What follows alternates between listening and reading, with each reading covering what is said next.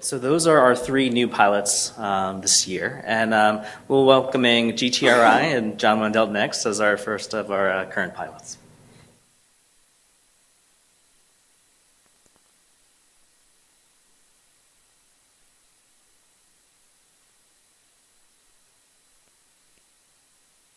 First, I'd like to thank everybody for letting us actually host this 12th plenary and for you actually coming back. One of the things that you really can't capture in the when you don't come to these meetings is the hallway sessions. The value of actually seeing people and having those hallway conversations, you don't really capture in these. So I'd like to make a motion that Andrew come up with some kind of a virtual hallway tool that we can start to use and bring people in. I'd rather have you actually here. So a year ago, we briefed our vision, our concept for Trustmarks and scaling Trustmarks. And at that time, and since then sometime, we've got certain looks at time. And you know the look. It's the kind of the look that your dog gives you when you're talking to your dog, right? Just kind of tilts its head and says, But that was a vision and a concept. Now we're a year later giving you an update, and we've come a long way. We've got, as I walk through our update here, we've got a wealth of concrete products that we're sharing out. We actually began to deploy this framework in a operational capacity. We're not planning on bringing it down. We're going to deploy it. It's going to stay in operations. And we've collected a wealth of lessons learned that we'd like to go through here. One thing before we start, I know they give us a fixed amount of time here. We feel like we have a lot to share in that amount of time. What's not on your paper printed agendas is a birds of a feather session that we're going to host tomorrow around the lunchtime that'll go into much more detail if there's interest in some of the frameworks and the tools and so forth. So we'd like to invite you to that.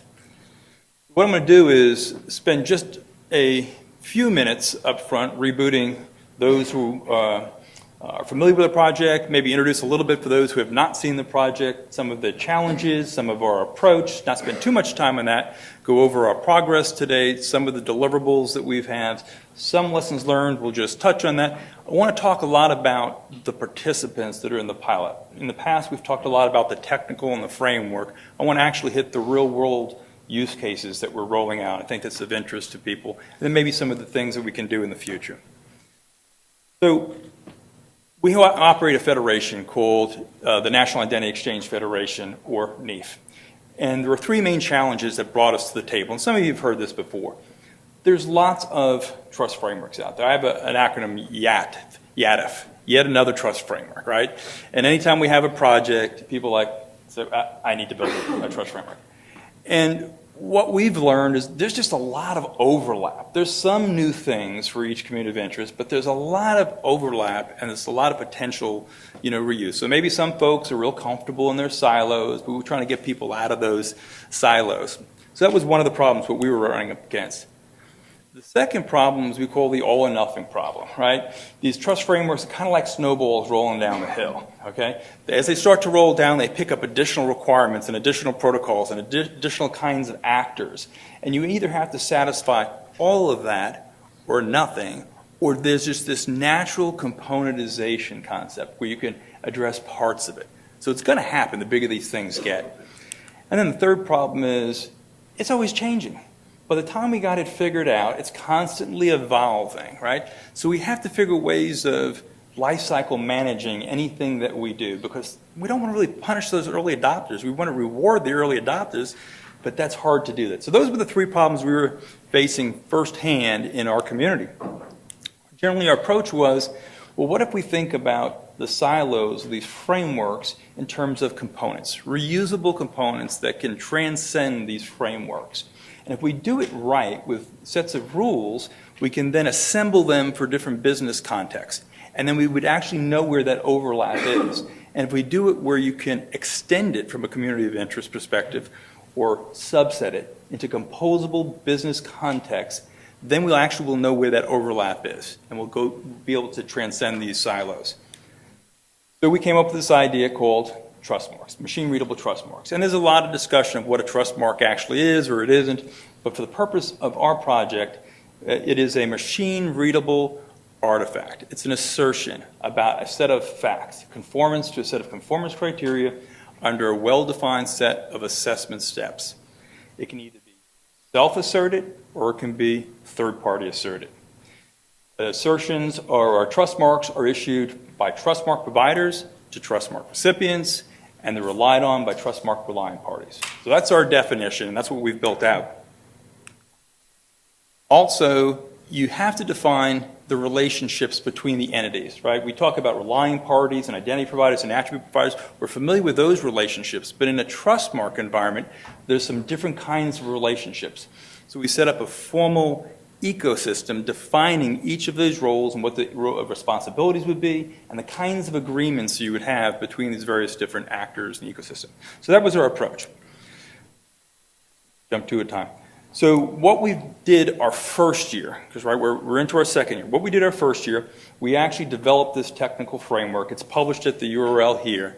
It addresses a whole slew of different technical aspects, the data model, the interactions. It's a typical RFC style normative language document there.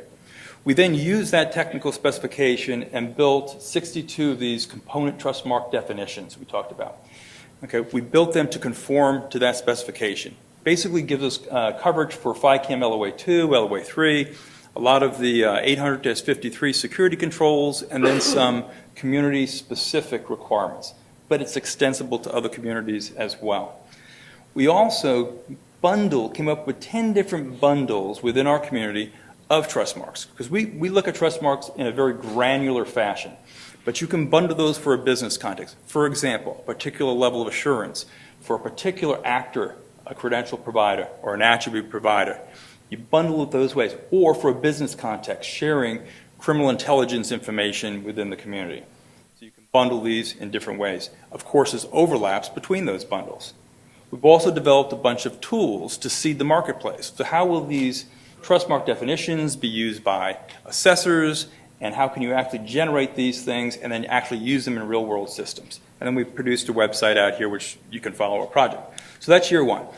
Year two, starting about October, we had that behind us and we started to actually operationally roll this out. And we're going to roll this out incrementally. We picked 5 of our members, actually a couple of these are new, they came a little late to the game. Each are one or more relying parties with one or more identity providers in the group. There was no legal framework for this, okay? And what are the legal relationships with the agreement framework? So we've actually developed a framework for that. We'll talk a little bit about that. And then we began to exercise the system and issue these trust mark assessments. We have about 250 trust mark assessments in play. We've already completed about 90 of these things.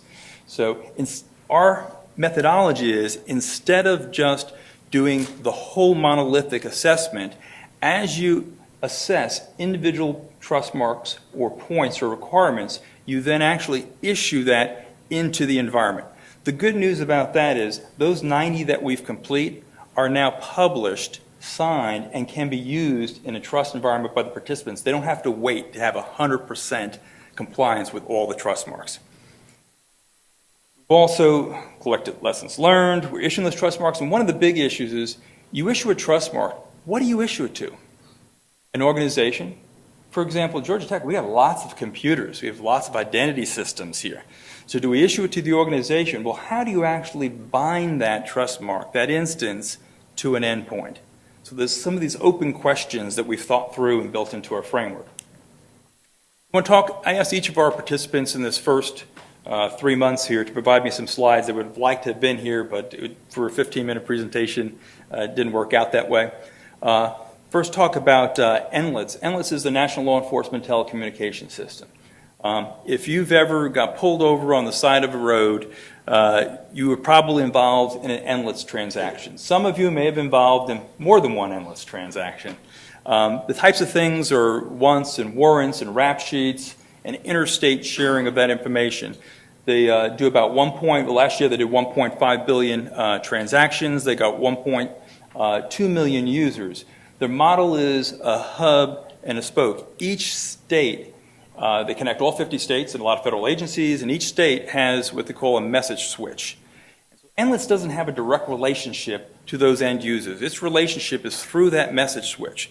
Now, the unique thing, each of those message switches is produced by a different vendor with a different product. Some are homegrown. So can you imagine trying to put out a national capability in response to something, and you've got to get 50 different states and vendors to change? That's a tough gig. You can't do that, and you can't be very responsive. For one of those switches go down, a whole state's down. So as part of this project, they've built a portal, okay, to get access to all the NLITS services. But now they have another challenge. How do they identity proof the users and who the users actually are with a high level of assurance? And different transactions require different kinds of security rules and controls and so forth. So they're participating in the pilot as both a reliant party and as an identity provider for some of the have-nots that are out there using the Trustmark framework. Another participant in this first round, and we've already issued them the Trustmark. So another participant is the risk projects. There's 6 different regional systems that have databases like the National Gang Databases, Suspicious Activity Reporting, cold cases, and so forth. Each of these types of data have different rules and different trust frameworks that they've participated with in the past. Again, a lot of work to do those kinds of things. They have 9,000 law enforcement agencies that they connect at state and local level, about 250,000 have-nots. They serve as an identity provider for them. RISC folks have participated for 11 years in identity federations, and it has been a struggle for them because every time there's a new requirement or a new federation or a new group to share information, guess what? It requires getting contractors, doing work, or the rules change. And you got to build so many, configuration managing that has been a problem for them.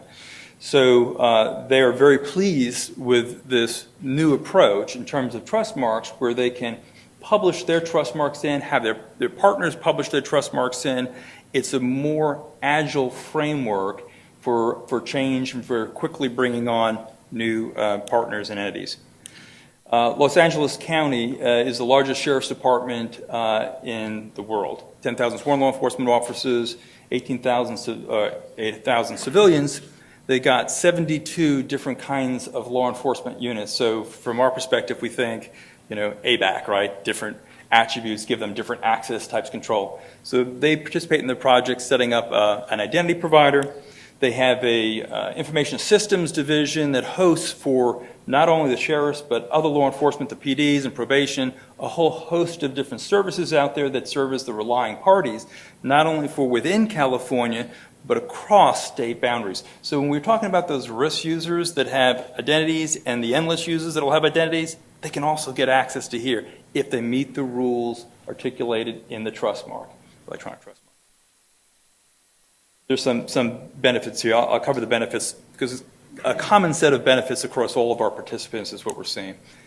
So Texas Department of Public Safety, any large state where the Department of Public Safety provides lots of types of services there. You've got the traditional highway patrol, you've got forensics, you've got emergency management, which brings in EMT, which is attached to the health side as well.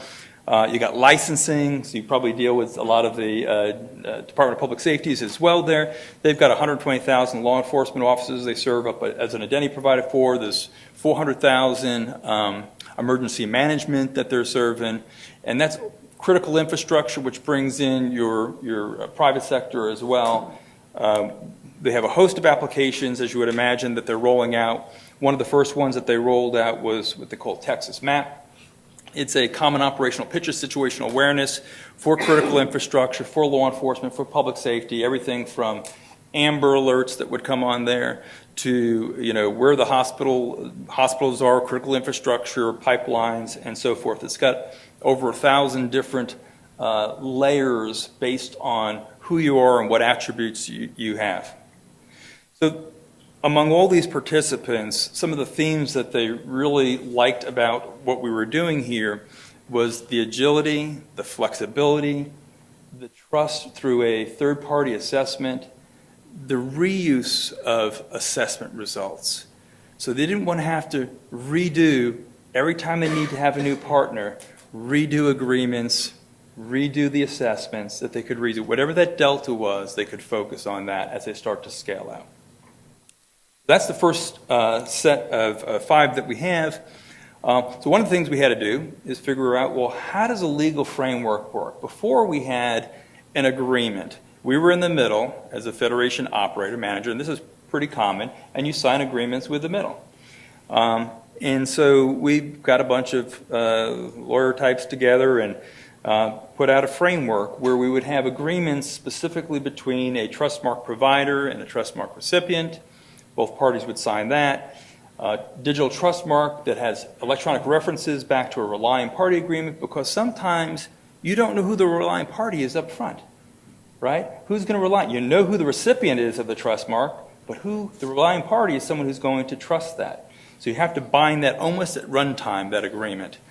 And so we threw this framework out there, and we've actually, the good news is we got 5 different sets of lawyers, some at the state level, some at the not-for-profit level, some at a sheriff's level, to actually sign these agreements. Now I'm going to tell you that that was not easy, okay? And we went through many, many iterations of our agreements. And again, at the Birds of a Feather, we could tell more, war stories and actually dig deeper into that. But this is going to be an important part, is how we do agreements where we're not all signing into one multilateral agreement and so forth as we go into the future. We have to figure this out in the identity ecosystem. So we talked about 250 different assessments we're running at the same time. So what do we mean by that for these trust marks? So for each one of these, one question is, how do you know which trust marks go to which actor? Okay, and it's really business driven. The bundles that we've built make a lot of sense. So if one of the credential providers say, I am interested in doing FICAM, LOA2, they know what trust marks to issue. If one of the providers are a relying party and they say we need to share a certain type of information, we've got a bundle for that. And again, the good news is the bundles overlap. So if they have multiple silos, let's say, that they want to participate in, they pick multiple bundles. Ends up, in our case here, for the 5 participants, multiple identity providers and service providers in each, it was 250-something different assessments.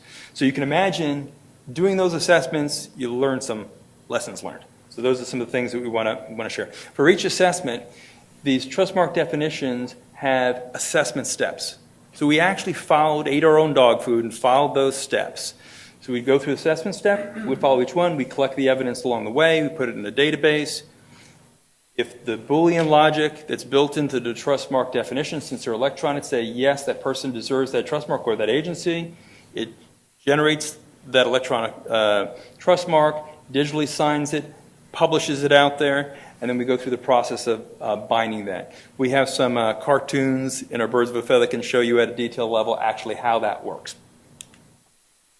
So for the remainder of year 2, we've got about 8 months left here. We're going to go to the next level and start issuing trust marks to the remaining NEAF members, including some at the FBI and Homeland Security.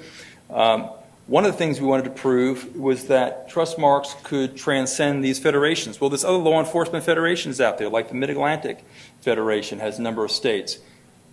We're going to be issuing trust marks to them. We have a meeting next week with them, so that'll show law enforcement. We also want to issue trust marks to what we consider law enforcement outsiders, because there's nothing specific to law enforcement about this, because we're breaking down those silos. So I've got a project, I'll show you the next slide, which is an Alabama Shore project, which gets into mental health and substance abuse, which ends up being a justice to health collaboration. And then we got this concept of equivalency trust marks. A lot of you have gone through some kind of certification already, okay, whether you've gone through some kind of FICAM certification or for your trust framework. So what we want to do is demonstrate that we can fundamentally unlock those certifications you've already done by issuing equivalency trust marks. So we talked about we have trust marks for FICAM LOA2 and LOA3. If you've been certified at that level, we'll be able to issue trust marks to your organization for that. The other thing is we cannot be the only trust mark provider, right? So we're early, so we're learning the bumps. So what we're going to do in the next 8 months, we've identified an industry group in our space that has a program, and they want to be a Trustmark provider as well. So we're giving them the tooling, and we're going to collect lessons learned. Can we duplicate this? Because the ecosystem should have multiple Trustmark providers and create a competitive scenario out there. And then we have a number of tools that we've been building and we're going to mature and share in the marketplace.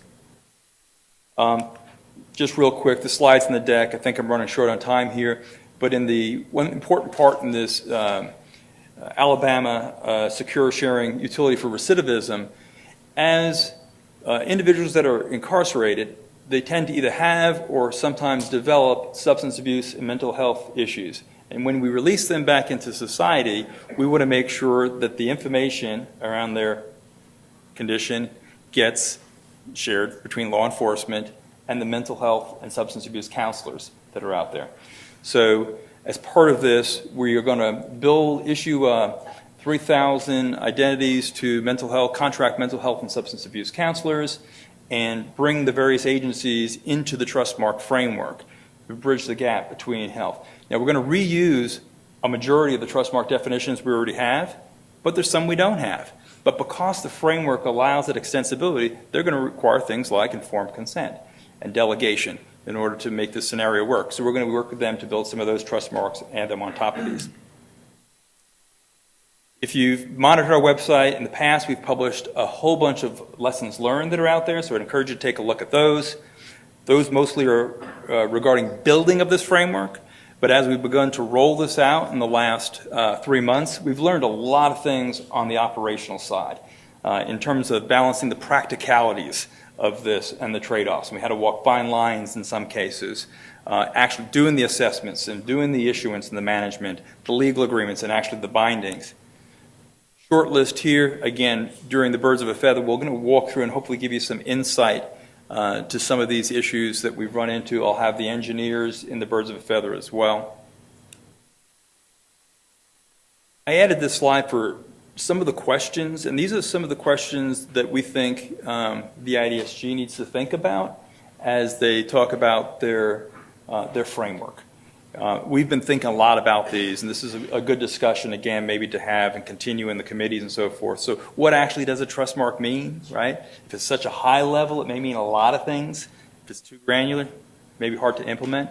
The basis of trust, right? We want consistency in assessment in our environment. You don't want some assessments to be very rigorous and some not to be rigorous.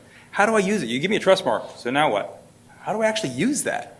Okay, what's the next step? We need to be thinking about those things and how these Trustmarks relate to my requirements as a community of interest, as a federation, trust framework provider, and can I extend those and can I subset those? And how do they get lifecycle managed? All those questions need to be answered by the framework that we're going to be putting in place. And last slide here. So beyond this pilot, we're looking at, if you look at those Trustmark definitions and you don't see what's in there, on our roadmap is some of the other protocols. We have SAML on there now, but OpenID Connect and OAuth and FIDO, we're looking at building Trustmarks from there, collaborating with some that are already working on some of those profiles. This concept of equivalency Trustmarks, we think that's going to go a long way. We'd certainly be interested in looking at the requirements that come out of the IDESG and actually trying to operationalize those in a real way by using this framework. I think there's a lot of potential right there.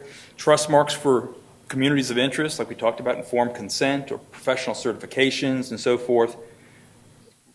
Now when you have these Trustmarks, sharing them, there needs to be some kind of a registry, not only for the definitions, but for the instances, and actually what would be really nice, binding those instances, endpoints. Just like in Google, when you do a search, you like to be able to click through and get what's on the other side. So that means binding it to an endpoint, not just knowing that it exists. That's really cool. So we've implemented something like that. We could demo at the Birds of a Feather as well.